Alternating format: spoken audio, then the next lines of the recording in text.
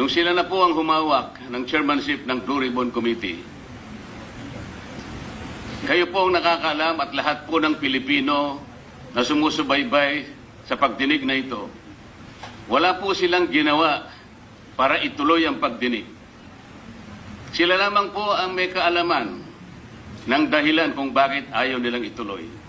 Ayaw nilang ituloy, gusto pa nilang pagtakpan ang mga taong utak at mastermind ng pinakakarumal-dumal na pagnanakaw ng salapi ng bayan sa kasaysayan ng Republika. Yung pong kasama naming 11 na nang 11 sa amin kahapon, wala mang isa sa kanila ang naglakas ng loob na magsabi, mga kasama, ituloy na natin ang pagdinig na ito.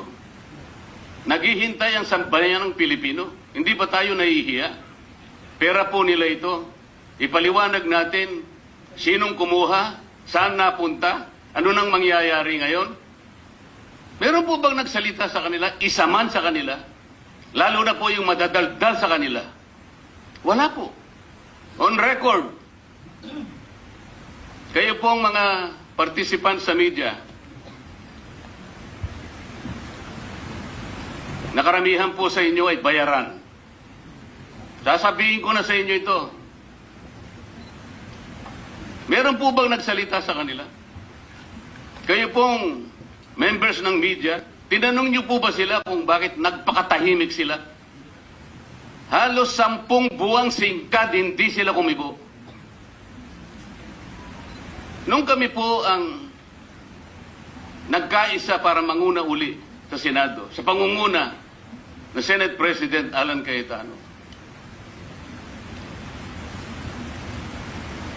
hindi pa po kami nagtatagal.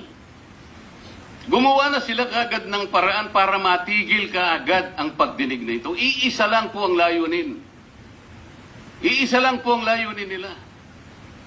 Pigilin talaga at ibaon na sa limot ang tungkol sa pangyayari ng flood control scandal.